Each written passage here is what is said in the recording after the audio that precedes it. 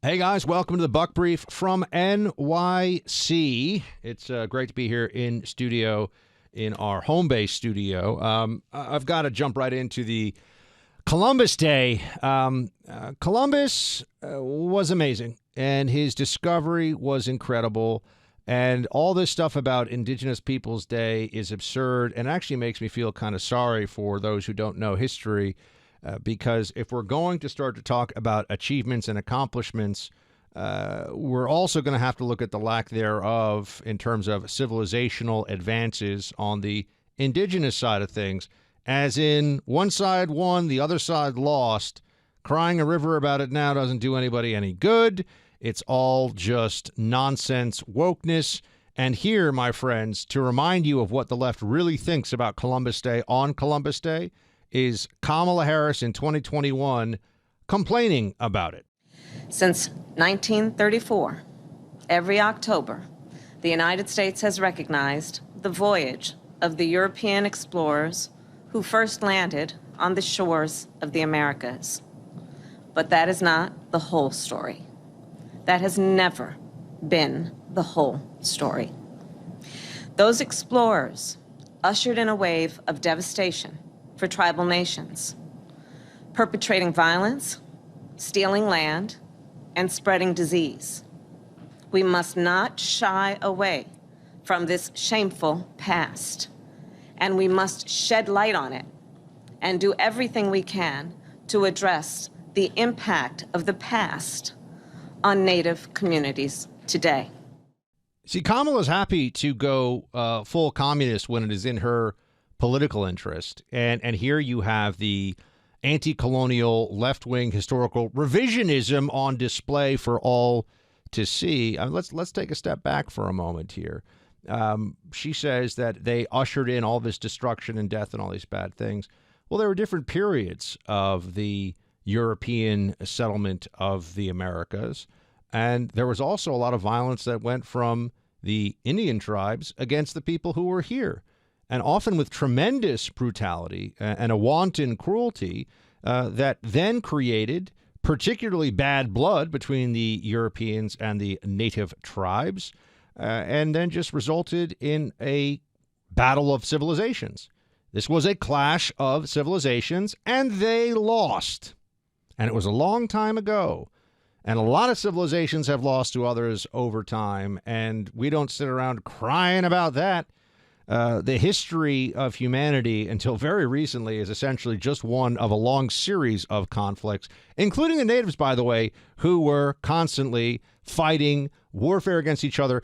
And this is important, too. The concept, the native concept of warfare was not, and you won't read about this in books, but or rather you won't read about this in newspapers these days or when they talk about this. But if you go back to the actual history, they didn't have people squaring off against other able-bodied men in a contest of arms to see who would win. They would launch ambush raids, generally on undefended settlements. They would try to wait until they would send a war party in, and they would try to wait until most of the men were either out on a hunt and then they would just kill and enslave everybody, children, everything. That was the native way of warfare. There was none of this like, oh, we need to, Geneva Conventions or warfare as some kind of there's some basic moral framework behind this or whatever. No, it was exterminate the other guys, take all their stuff, and take all their other hunting lands. That was the reality. And the Aztecs were just the most obvious example of this with their. When you read the numbers, by the way, they would have days of human sacrifice. They would sacrifice thousands and thousands of people. They would cut their hearts out. I mean, the barbarity of these Indian tribes, and this is all left out of it. It's like, oh, well, like we came here and they were just, singing in the mountains, and it was like the Disney Pocahontas movie. It absolutely was not. And a lot of the enmity, a lot of the rage that the European settlers had against various Indian tribes came from the predatory practices of these murder raids of these Indian tribes against the settlers. I mean, think about that, right? Europeans were used to in a context. I'll give you a perfect example of this. If you've seen the movie, if you've seen the movie Last of the Mohicans, there is a scene in that where they're leaving. I believe it's Fort Edward, and there's an ambush after a treaty has been, or I shouldn't say a treaty, but after a surrender has been negotiated and agreed to by the French and British general. This was historically true. But the braves, the Indian braves who showed up, were like, we're here to kill people. Like, we don't care that you signed some, and they set upon them, and they killed and massacred hundreds of people and took scalps and did all that stuff, cut hearts out of people. Oh, yeah, there was cannibalism, by the way. That was a real thing, too. They loved to take captives and burn them alive. That was another very common practice. It was savage. I mean, there was true savagery on display. You won't hear about this, though. It's all, and then the white man stole our land and broke the treaty. Well, a lot of that stuff, especially when you get into the American West and what's west of the Mississippi, a lot had gone on before then, and there were wars being fought. And the Indian tribes also, I might add, were very happy to ally with the Europeans against other Indian tribes and kill as many of them as possible and take their stuff. So there's such a broader context of this, you just came here and stole our land, and, this is all nonsense.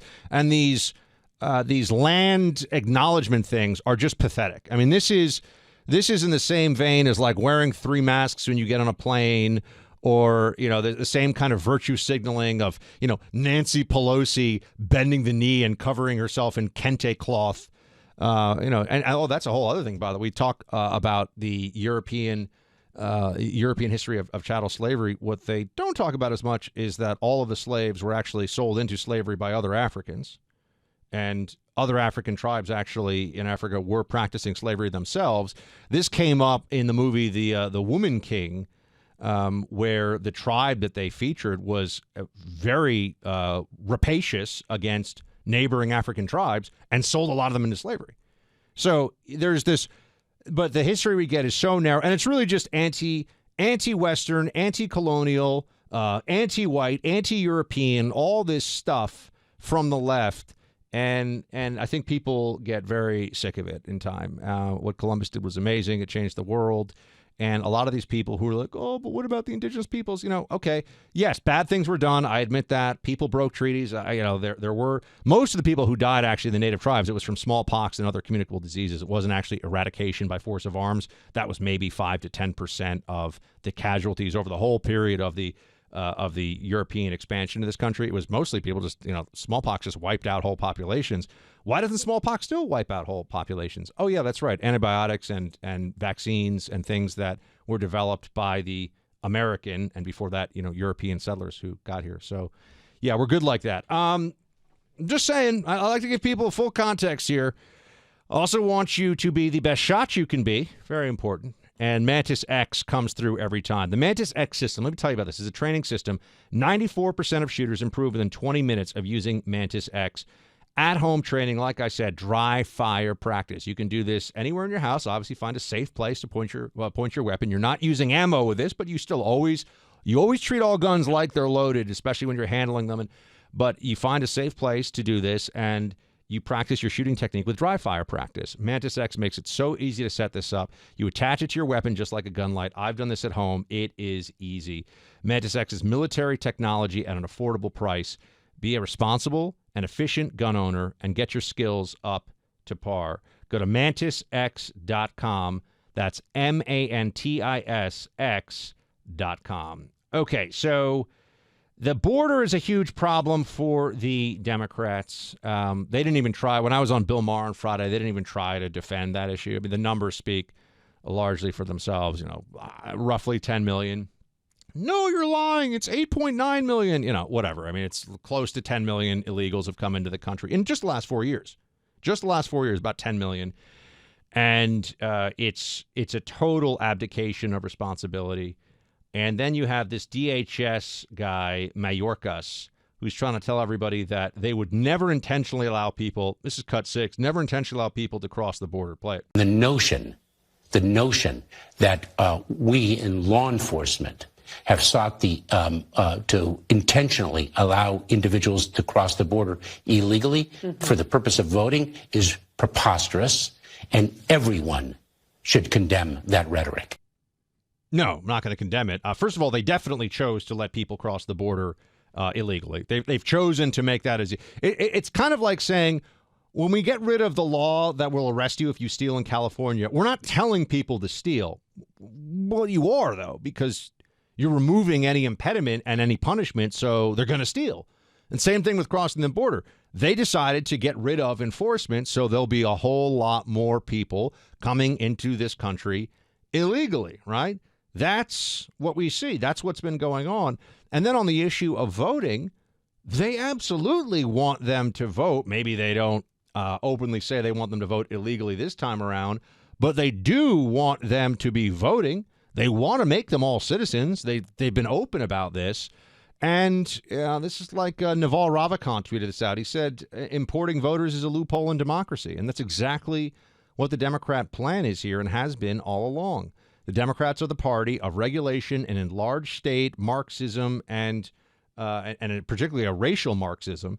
And what they want to do is bring in as many poor people from countries all over the world with as disparate a culture and no linguistic tie. I mean, just make it America as much like the third world as you can, as fast as you can. That is a Democrat plan because they figure those people will need state resources, which they do, and they will vote Democrat because that will be a greater redistribution of wealth. And this is how they think they create a one-party state. It's very clear. This isn't stuff that's like hard to figure out. When you really look at it, when you take a moment, you can see what's going on here. And I just think that any American who cares about the future of the country and any American who believes that there needs to be accountability for what has gone on over the last 4 years, I mean, you've just, yes, I think Trump will do a good job, and I want you to vote for Trump, but you can't allow this Biden-Harris regime to continue. I mean, this is a disaster, an absolute disaster. And I hope that everyone can see it well, not everyone I know, but I hope that enough people can see it for what it is. It'd be better if everybody could see it, but you just don't know. A lot of crazies out there.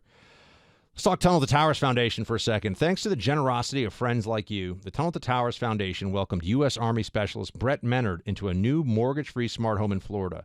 Brett enlisted in the U.S. Army after 9/11. While on a road clearance mission in Afghanistan, his vehicle was hit by an IED, and it changed his life forever. Brett became a T4 paraplegic with traumatic brain injury. And despite the overwhelming challenges that he had, Brett's spirit remained unbroken. Because of the support of friends like you, the Tunnel to Towers Foundation built him a specially adapted smart home that allows catastrophically injured heroes like Brett to live more independently. America's heroes need your help now more than ever. Donate $11 a month at t2t.org. That's T2T.org. Tunnel to Towers Foundation does incredible work. So I did Bill Maher Friday, and some of you've seen it. If you haven't, if you don't have HBO, I guess you can't really watch it. But if you have YouTube or internet, which I assume you do, and you might be watching this on YouTube, please subscribe to the Buck Brief on YouTube. If you go, you can see the overtime segment, which was Buck versus three people. So that was really interesting. They're shouting over me, and they're like, "Why are you interrupting us?" I'm like, "Oh, you're interrupting me. What are you talking about? This is crazy. What planet are you people on? You're interrupting me. I'm not allowed to speak." Anyway, the Bill Maher show that we talked about the dumb Mhof situation. Did I say dumb? Whoops. Doug. I could say dumb. Doug Mhof situation. And it's just so funny to watch Democrats twist themselves into a pretzel. Here's what's going on with second gentleman Doug Mhof. The guy's a jerk who hits women, according to the Daily Mail and other news outlets who have reported on this allegation. And this is the kind of allegation that, first of all, it'd be very easy for journalists to track down whether it is true or not if they really wanted to. They don't. And also, generally, when a woman comes forward with a complaint like this, it is the practice of the media to say, well, she's a woman, we must believe her. If it's a Republican who's accused, if it's Brett Kavanaugh, if it's somebody that they want to take out, if it's a Democrat in the heat of an election cycle, I don't know. It needs more study, needs more evidence. And this is exactly what they are doing here. That is the whole game. They delay it as long as they can so that there won't be any accountability whatsoever for Mhof. I mean, you look at this guy. I mean, I don't know. He looks like he's kind of a beta male who might take a swat at a woman sometime. I'm just telling you. And there's other stories too about. First of all, the guy impregnated the nanny. I mean, so there's clearly, this guy's got an honor deficit, okay? There's no question. People say, oh, but what about other politicians who have affairs? Hold on a second, okay? The nanny is a household employee. It's not like, and I'm not excusing any adultery or affairs, but this isn't like he met some woman, who's a peer in the law firm or something, or another law firm, and he had an affair, whatever. That's bad enough. This is an employee in the house where he lives with his wife, and he impregnated the nanny. And people are like, oh, but what about Schwarzenegger? Didn't Schwarzenegger? Yeah, and he was never really the same after this. Everybody's like, whoa, dude, what did you do? The governor. Yeah, you have to know, you cannot impregnate the nanny. Don't impregnate the nanny. And, you sit here, you're like, this is pretty straightforward stuff. There's different levels of how gross something like this is, and this is really bad. Doug Mhof, did this for sure. That is confirmed. So then when you add to that there are people who say that he was a creepster who would professionally punish attractive young women at his law firm, like paralegals and stuff, who didn't flirt with him or didn't play his little games.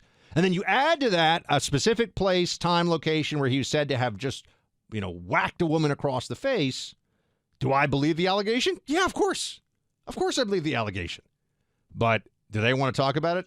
No, they do not. Here is Doug Mhof, I would just note, lying about Trump to take a swat at him. Play it. What do you think about the anti-Semitism that we've seen not only over the past year, but have seen rising over the past several years? Myself, we have been leading on pushing back on anti-Semitism. But just go back to Charlottesville in the Trump era. Remember Charlottesville, the Jews will not replace us. And that's when Donald Trump said, hey, there's fine people on both sides. The Tree of Life murder massacre in Pittsburgh, that was during the Trump era. So there was already a rise in anti-Semitism when Biden-Harris took office. I mean, this is so pathetic. He's just such a liar. The Fine People is a hoax. Transcript, you can read it. Trump said, I condemn the people with the tiki torches. Trump's daughter is Jewish. His son-in-law is Jewish. His grandchildren, some of them, are Jewish. And we're really going to run with this Trump. Do you notice, though, Trump is such an anti-Semite. Meanwhile, more and more Jews are voting for Trump as a Republican than we've seen in a long time. And there's a large portion of the Jewish community that has always supported Trump. Maybe it's 40% or something, but that's a lot, in the aggregate number. And so, if he was a true anti-Semite, would 40% of Jews really vote for him? Anti-Semite. He's somebody who hates the Jewish people, and 40% of Jews are going to vote. And this time around, it might be closer to 50 or maybe a majority. It was the same thing when they say, oh, Trump is such a racist. You go, really? Because the black community seems to be more supportive of Trump than other Republicans stretching back for a long time.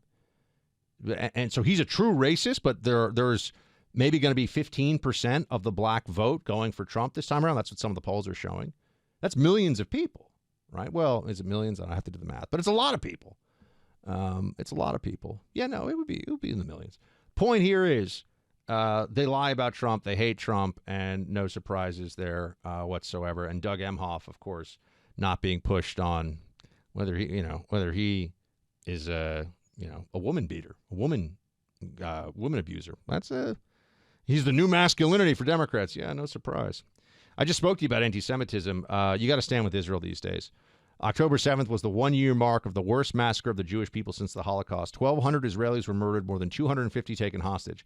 Yet the war in Israel rages on today, with Iran firing a massive barrage of nearly 200 ballistic missiles earlier this month. Israel and her people are facing attacks from enemies on all sides. The International Fellowship of Christians and Jews is on the ground providing food, shelter, and safety to those in need during this crisis. Since the war started, thousands of reservists, everyday Israeli citizens, have left their families to serve the country. Your gift of $150 helps the fellowship provide food and other necessities to these families to help them. Thanks to a generous fellowship supporter, your gift will be matched, doubling its impact. Join us in letting those families know that listeners like you stand with Israel. Call today to make your $150 gift, please. 888-488-IFCJ. That's 888-488-4325. Or go online to supportifcj.org. That's supportifcj.org. Thanks for the show, team. Shields high.